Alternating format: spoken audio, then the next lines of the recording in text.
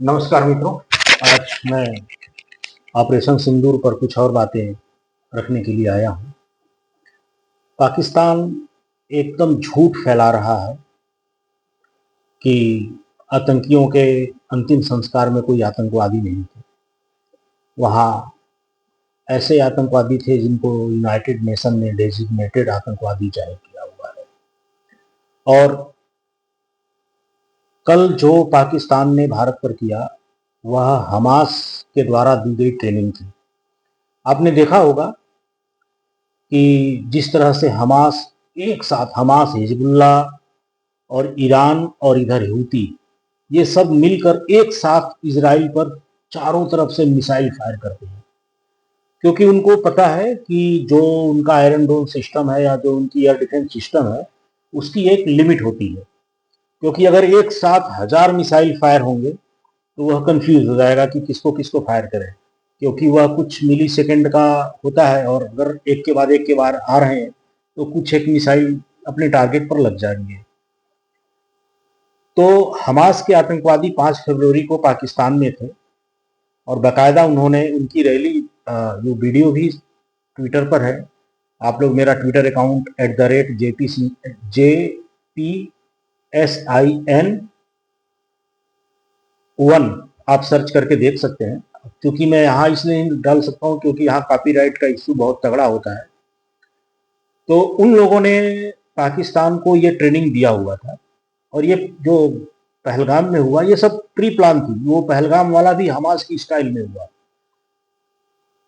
आपको पता होगा कि हमास वाले भी यहूदियों को ही मारते हैं। ये लोग 7 अक्टूबर के दिन वहां पर करीब थाईलैंड के और दूसरे देशों के कुछ मुस्लिम भी थे, तो उन मुसलमानों ने उनको कलमा पढ़ के सुनाया कि भाई हम मुस्लिम हैं, तो हमास के आतंकियों ने उनको छोड़ दिया। उन्होंने नेपाल के 12 हिंदुओं को मारा था, थाईलैंड के करीब 22 बौद्धों को मारा था, यहूदियों को मारा, ईसाइयों को मारा, लेकिन मुसलमानों को नहीं मारा। सेम यही पहलगाम में हुआ। उन लोगों ने भी खतना देखा, मतलब सब कुछ हमास की ये पूरी जो घटनाक्रम है, आप अगर हमास के जगह पाकिस्तान को रखकर देखिए और इजराइल की जगह इंडिया को रख के देखिए तो आपको पूरी समानता नजर आएगी। फिर हमास के आतंकियों ने यह भी प्लानिंग करके रखा था कि भारत अब मोदी का भारत है, ये मनमोहन सिंह का भारत नहीं है कि आप एक के बाद एक लगातार ट्रेनों में सीरियल ब्लास्ट करेंगे, भारत के 31 शहरों में सीरियल ब्लास्ट करेंगे, मुंबई का सीरियल ब्लास्ट हो, समझौता एक्सप्रेस ट्रेन का ब्लास्ट हो, संकट मोचन मंदिर का ब्लास्ट हो, या सबसे बड़ा 26/11 मुंबई का हमला हो। मनमोहन सिंह ने कुछ नहीं किया। ऊपर से वह एक विदेशी पत्रकार को बोले कि मेरी तो महानता है कि मेरे ऊपर इतना प्रेशर था बदला लेने का, फिर भी मैं सारा दबाव खुद झेल गया, लेकिन मैं कोई हमला नहीं किया। तो ये मान के चल रहे थे कि भारत नहीं करेगा। असल में ये लोग जो बार बार atom bomb atom bomb atom bomb दिखाते रहते हैं, तो इनको ये था कि भाई इंडिया जो है वो हमारे एटम बम से डरा रहेगा और हम जो चाहे वो करते रहेंगे। लेकिन ये भूल गए कि ये मोदी का भारत है। फिर भी हमास ने इनको ये बता ट्रेनिंग दिया था कि अगर इंडिया रिटेलिएट करे तो इन लोगों ने सेम वही एक साथ इन्होंने कल 600-700 इन्होंने ड्रोन फायर किए। उनको ये था कि अब चूंकि इसराइल की सबसे बड़ी जो वहाँ की जो जियोग्राफिक कमजोरी ये है कि इसराइल चारों तरफ से दुश्मनों से घिरा हुआ है। इधर ईरान है, सीरिया है, इधर आपका हूती वाले हैं, इधर आपका गाजा वाले हैं। तो ये चारों डायरेक्शन से उनके ऊपर फायरिंग होती है। पाकिस्तान का ऐसा नहीं है, उनका तो खैर एक ही डायरेक्शन से आना होता है। तो उन्होंने ये देखा कि भाई इनको हम एयर डिफेंस सिस्टम को हम कमजोर कर देंगे। अच्छा, पाकिस्तानी ये सपने में थे कि भारत के पास तो सिर्फ S-400 है और भारत के पास नहीं है, लेकिन इन मूर्खों को, ये जाहिलों को पता नहीं था कि तुम तो एक बाइक, एक चाकू, छुरी कुछ नहीं बनाते यार, तुम पूरी तरह से चाइना पे डिपेंड करते हो। तुम आज भी वो होंडा की बाइक लेके 100 सीसी की लेके चलते हो जो हमारे यहाँ 30 साल पहले बंद हो गई। तो भैया हमने जो आकाश एयर डिफेंस सिस्टम बनाया, हमारी जो DRDO ने बनाया है, जो स्वदेशी है, वो उसने बेहद शानदार काम किया, बेहद शानदार। वो चूंकि स्वदेशी है, सस्ता पड़ता है। भारत ने चारों तरफ डिप्लॉय किया हुआ है। हमारे गुजरात के भुज के ऊपर भी इन्होंने करीब करीब 15-20 ड्रोन फायर किए, सबको सब आकाश ने हवा में नष्ट कर दिया। तो ये सोच रहे थे कि भाई अगर हम 500-600 फेंकेंगे, इनका एयर डिफेंस जो इनका S-400 है वो तो कमजोर हो जाएगा, और फिर इसी की आड़ में हम मिसाइल फायर कर देंगे, क्योंकि इनका पूरा सिस्टम हमारी ड्रोन को मारने में खत्म हो जाएगा और पीछे से हमारी फतेह मिसाइल आएगी। ये पता नहीं ये जाहिल क्या सोच रहे थे। अब इन्होंने ड्रोन फायर किए, ठीक है। उसके बाद इन्होंने 3 फतेह मिसाइल फायर किए। एक दिल्ली को निशाना बनाया, हमारे सिस्टम ने उनको 200 किलोमीटर पहले सिरसा में मार गिराया। श्रीनगर में फायर किया, उसको मार गिराया। पठानकोट में फायर किया, उसको मार गिराया। ये फतेह मिसाइल पे बहुत घमंड करते थे कि भारत क्या, चेन्नई हमारे जद में है। ये पाकिस्तानियों का बयान है। अब इनको पता चल गया कि भाई भारत के ऊपर एक सुदर्शन चक्र है, अदृश्य सुदर्शन चक्र। और हाँ, तुम ये जो एटम बम की धमकी देते हो तो याद रखना भाई, हमारे पास भी एटम बम है। हमने उसको अलमारी में रख के सजाने के लिए नहीं बनाया है। अगर तुमने कुछ भी सोचना या कुछ किया, चलो मान लिया कि तुमने फायर कर दिया, तुम ये जानते हो कि पूरे भारत को नष्ट नहीं कर सकते। अमेरिका ने जो हिरोशिमा और नागासाकी पर भी गिराया था, तो एक सर्टिन रेडियस तक का ही नुकसान हुआ। उसके बाद भारत क्या करेगा ये सोच लेना। इस धरती से पाकिस्तान का नामो निशान मिट जाएगा, नक्शे से पाकिस्तान गायब हो जाएगा। ये तो तुमको भी अच्छी तरह से पता है। ये हमारे अटल जी ने भी एक चीज कहा है। जब कारगिल युद्ध चल रहा था तब जनरल मुशर्रफ ने फोन, ये अटल जी ने खुद बताया था, तो जनरल मुशर्रफ ने फोन करके अटल जी को बोला था कि अटल जी हमारे पास एटम बम है। तब अटल जी ने कहा था बेटा हमारे पास भी है। तो मुशर्रफ ने बोला हम आपके ऊपर गिरा सकते हैं। तो अटल जी ने कहा था ठीक है गिरा दो, उसके बाद हम क्या करेंगे वो सोच के गिराना। तो यही है बेटा, हमारा तुम 10% एरिया ले जाओगे, ठीक है चलेगा। क्योंकि तुम ये जो कहते हो ना कि हमारे यहाँ जिंदगी मरने के बाद खत्म होती है, तो भाई हमारे यहाँ भी यही है। हमारे यहाँ गीता में भगवान श्री कृष्ण ने भी कहा है कि जिंदा रहोगे तो धरती पर राज करोगे, मरोगे तो स्वर्ग में राज करोगे। इसीलिए हे पार्थ, उठो और युद्ध करो, क्योंकि रोज रोज कायरों की तरह हम लोग नहीं जीते हैं, और हमने हर बार तुमको धूल की चटाई है, इस बार भी चटाई है। तो ये जो हमास का जो गठजोड़ है ये उजागर हुआ। अच्छा, इसमें अभी एक और डेवलपमेंट है कि अजरबैजान ने भी पाकिस्तान को मदद दिया है, कुछ एक हथियार उनके आए हैं। भारत सरकार ने भी शानदार काम किया। अभी अजरबैजान एयरलाइंस अहमदाबाद और बाकू के बीच में डायरेक्ट फ्लाइट शुरू करने वाली थी। जाहिर सी बात है, गुजराती घूमने फिरने के बहुत शौकीन है, और अहमदाबाद से वियतनाम, थाईलैंड, मतलब पॉपुलर जितने भी इंटरनेशनल डेस्टिनेशन है सबकी फ्लाइट जाती है। क्योंकि पूरे इंडिया में सबसे ज़्यादा अगर कोई घूमता है तो गुजराती लोग घूमते हैं। तो अजरबैजान ने सोचा कि भाई हम भी डायरेक्ट फ्लाइट शुरू करें, भाई गुजराती आए पैसे खर्च करें। इंडिया गवर्नमेंट ने उनको जो स्लाइट अलॉट किया था अजरबैजान एयरलाइंस को, वो बंद कर दिया। यानी कि अजरबैजान के ऊपर अभी एक स्ट्राइक हुई, अभी और भी स्ट्राइक होगी। रही बात तुर्की की, तो आपको याद होगा आमिर खान और उसकी पूर्व पत्नी, ये दोनों उसके मेहमान बने थे एर्दोगान के। ये सब दलाल हैं भारत के। इन लोगों ने भारतीय सेना की बहादुरी को सेलिब्रेट करने के लिए एक ट्वीट तक नहीं किया।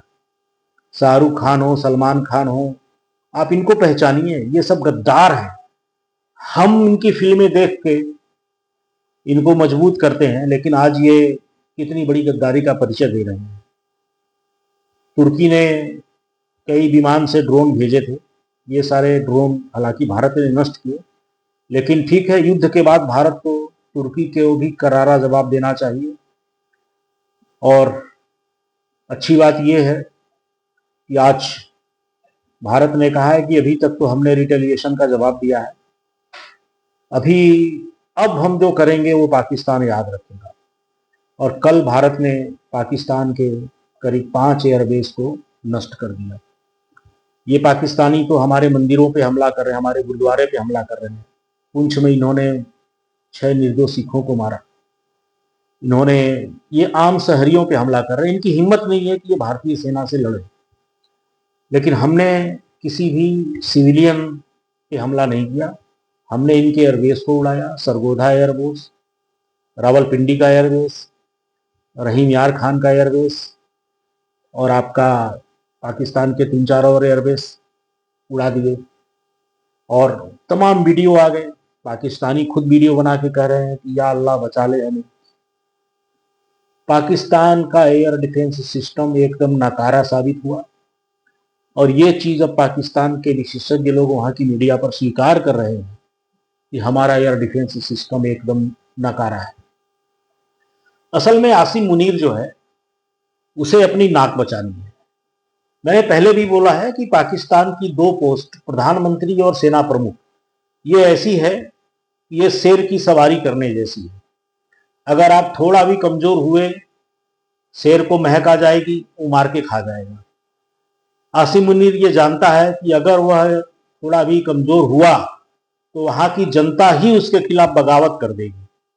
तो आसिम मुनीर अपनी बची खुची इज्जत करने के लिए ये सब कर रहा है, और वहां की मीडिया पे झूठा प्रोपेगेंडा, हमने राफेल को गिरा दिया। अबे राफेल जब तुम्हारी सीमा में गए ही नहीं तो तुमने कैसे गिरा दिया भाई? हमारे यहाँ लोकतंत्र है, हम कुछ भी चीज नहीं छुपाते। हमारे यहाँ दुनिया तुरंत ही देश को, संसद को बताया जाता है। हमारे यहाँ हर चीज की ऑडिट होती है। तुम्हारी तरह नहीं कि सब कुछ छुपा लिया। हमने तुम्हारे कितने जेट मार गिराए वह तुम बताओ। हालांकि तुमने स्वीकार किया कि अब तक तुम्हारे 4 फाइटर जेट मारे गए हैं, लेकिन तुम कभी भी ये अपनी देश की जनता को नहीं बताते, क्योंकि तुम्हें पता है कि तुम ये जो अपनी बहादुरी के फर्जी किस्से अपनी जनता को सुनाते हो तो जनता जान जाएगी। ये जो हलवाई की तरह मोटे मोटे और ये दुनिया भर के मेडल लगा के तुम्हारे सेना वाले चल, किस बात का मेडल है यार? तुमने कौन सी बहादुरी दिखाई है, किस लड़ाई में दिखाई है, ये तो बताओ। तुमने कोई लड़ाई जीती है? क्यों झूठ बोलते हो? तुमने कोई लड़ाई नहीं जीती है, और न कभी तुम लड़ाई जीत सकते हो। और एक बड़ा आश्चर्य मुझे इस बात का है कि जम्मू कश्मीर भारत का ही हिस्सा है, पाकिस्तान का हिस्सा नहीं है। क्योंकि वहां के जो महाराजा थे, महाराजा ने खुद सिग्नेचर करके अपने राज्य को भारत में शामिल किया हुआ है। कानूनी रूप से जम्मू कश्मीर भारत का हिस्सा है, वो तुम्हारा हिस्सा नहीं है। कानूनी रूप से पूर्वी पाकिस्तान तुम्हारा हिस्सा है। बंटवारे में तुमको दिया गया है। बांग्लादेश पर तुम कब्जा कर लो यार, किसने तुमको रोका है? वह तुम्हारा ही हिस्सा है भाई। तुम्हें ऑन पेपर बंटवारे में ब्रिटिश ने दिया हुआ है।